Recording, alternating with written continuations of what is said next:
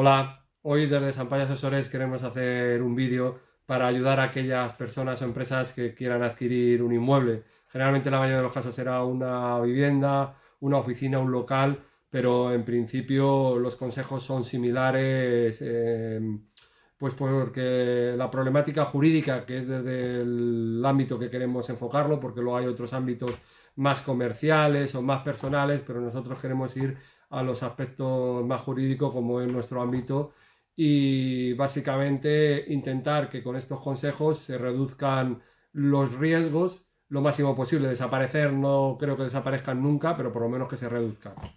Bueno, entonces vamos a ello. En principio, lo primero que hay que hacer cuando estamos interesados en un inmueble es pedir una nota simple al registro de la propiedad. En esta nota simple que se pide, que no es demasiado cara, que está en torno a los 12, 13, 14, 15, 16 euros, eh, pues nos va a decir en principio lo primero, lo más importante, quién es el titular de ese inmueble. Y luego, tampoco es descartable, es las cargas que tenga ese inmueble. Por ejemplo, un inmueble tiene una hipoteca, eso se considera una carga.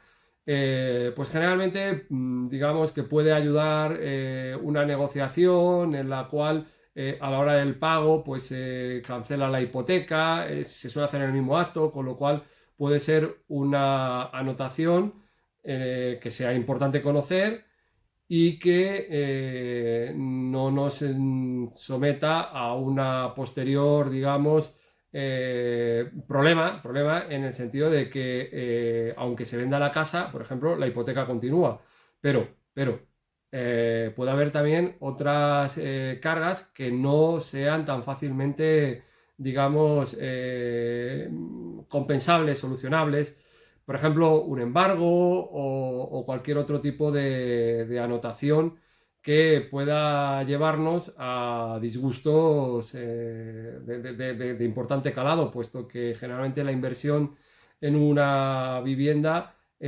o una vivienda o un local es una cantidad bastante importante. Entonces, las notas simples a veces son técnicas y son complicadas de interpretar cuando hay anotaciones.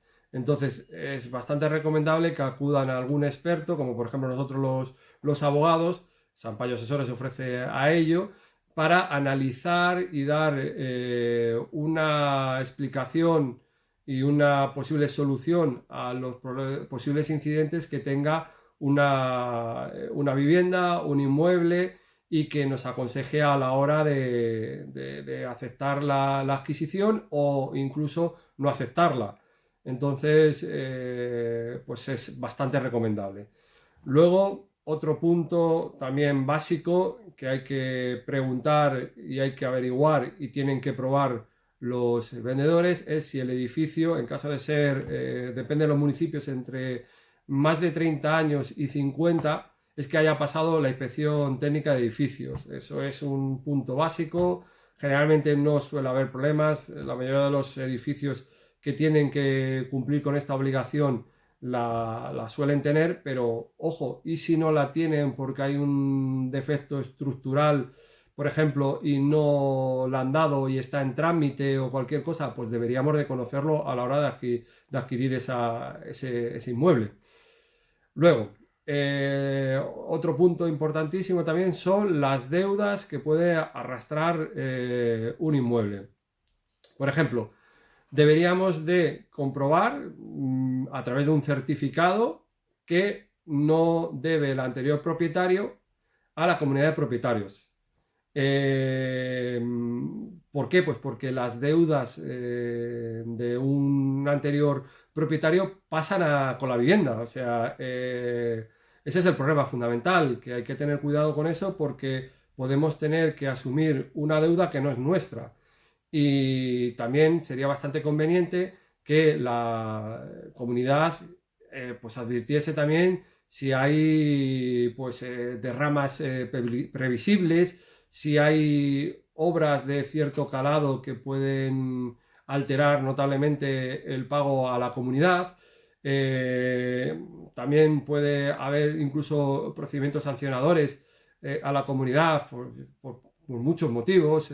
Por ejemplo, uno de ellos, a lo mejor no han dado de alta a una empleada que limpiaba las escaleras, por ejemplo, y a lo mejor llega un comprador nuevo que no conoce el asunto y tiene que pagar la parte proporcional de multa al adquirir, digamos, la vivienda. Entonces, todas estas cosas es conveniente que las sepan los adquirentes, porque es un motivo de negociación y de descontar del precio o directamente de no adquirir ese inmueble. Luego también hay que tener claro que no se debe al ayuntamiento por el impuesto de bienes inmuebles o por sanciones urbanísticas o cualquier otro tipo de deuda. Entonces estaría bien también certificar que no se debe por estos motivos. Otro tema también que puede preocuparnos es que la vivienda tenga deudas por suministros. Entonces también es otra cosa que habría que certificar, que no nos vaya a dar quebradero de cabeza porque se deban recibos de electricidad, por ejemplo. Bueno, otro aspecto que hay que valorar también es otro grupo, digamos, sería como una especie de cuarto grupo de elementos a valorar. Vamos a ver, el estado de la casa es fundamental. Generalmente se ponen muchos contratos de arras y en escrituras que el adquirente pues tiene conocimiento de que la vivienda está como está y que la ha visto. Y entonces esto es una especie de defensa al vendedor para cualquier tipo de vicio no oculto, para que no pueda ser alegado luego como motivo de incumplimiento de contrato. Entonces, cuando acudimos a visitar esa casa, ese inmueble, ese local, esa incluso nave industrial, lo que sea, es conveniente ir acompañado. Una persona por sí sola a veces no puede ver todo lo que podría ver pues 3 personas o 4 personas. Entonces es conveniente ir acompañado de familiares, de amigos, y que a su vez se repartan, digamos, los campos visuales. Pues uno va a mirar el suelo, el otro va a mirar el techo, el otro se va a encargar de mirar las ventanas. Es importante porque además es conveniente probarlo todo. Por ejemplo, probar que funcionan bien los grifos, funcionan bien los baños, que, por ejemplo, tirar de la cadena o, por ejemplo, bajar una persiana, comprobar que los elementos de la casa funcionan. ¿Por qué? Pues porque estos elementos luego cuando se adquieren, si no funcionan, pues van a ser gastos de reparaciones que a lo mejor no deberíamos de sufrir. Pero por encima de todo, habría que fijarse en elementos importantes como puedan ser, por ejemplo, humedades, que puedan dar problemas de carácter mucho más graves, estructurales. Por ejemplo, fijarse en una determinada gotera nos puede dar pistas de que hay, por ejemplo, unos problemas de desagües, por ejemplo, tuberías viejas que tienen salidas de pérdidas de agua, que muchas veces incluso esas pérdidas pueden ser de aguas residuales, que eso es mucho más grave. Entonces, eso puede provocar averías que tienen costes muy altos, pues que deberían de conocerse a la hora de adquirir la casa.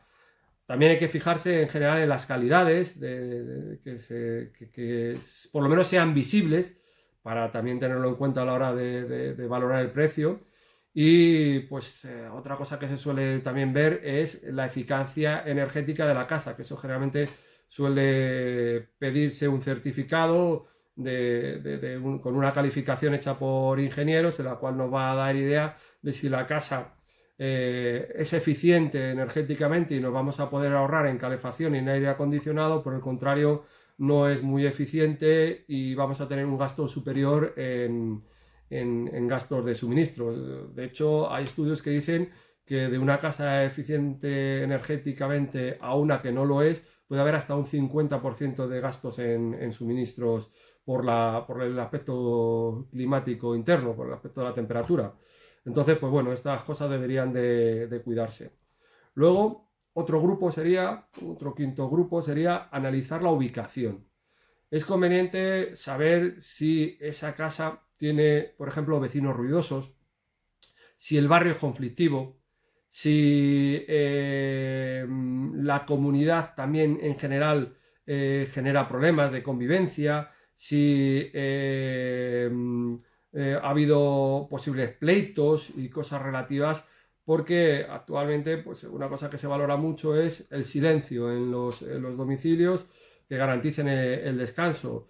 También es cierto que tener vecinos problemáticos no es agradable, entonces eso es difícil. A veces no te va a decir el vendedor, pues el vecino de al lado es insoportable o el de al lado es un criminal. Es que eso no se va a saber fácilmente, pero bueno, uno puede intentar preguntar a los vecinos, hablar con los comerciantes de la zona, intentar averiguar cosas que son difíciles, pero se puede intentar. Otro tema, otro aspecto que está hoy muy en boga es el riesgo de ocupación. Saber si el edificio tiene más casas ocupadas, que puede ser que tengamos más riesgo de ocupación que en otros lugares y ver si ese barrio está muy afectado por ocupaciones y si hay medidas digamos, de seguridad que puedan evitar en el edificio, por ejemplo, que haya portero, que no haya portero, que haya un buen sistema digamos, de protección, pero esto es muy difícil. Simplemente es intentar valorarlo, pero es muy difícil porque las ocupaciones no son previsibles. Y luego, para finalizar, tendríamos que ir al día siguiente de cuando hayamos adquirido la casa, plantearnos si adquirimos la casa, qué gastos vamos a tener, no solamente con la adquisición, enterarnos de los impuestos que va a generar la adquisición de la casa, saber si vamos a tener que pagar IVA o vamos a tener que pagar transmisiones patrimoniales. Hay alguna diferencia importante según las comunidades. Hay algunas que puede llegar a haber una diferencia del 4%.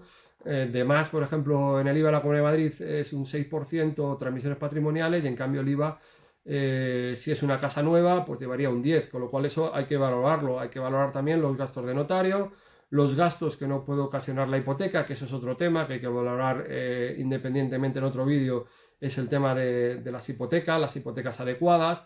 Pero claro, conlleva también gastos, no solamente de pago de intereses, sino de la propia constitución de la hipoteca.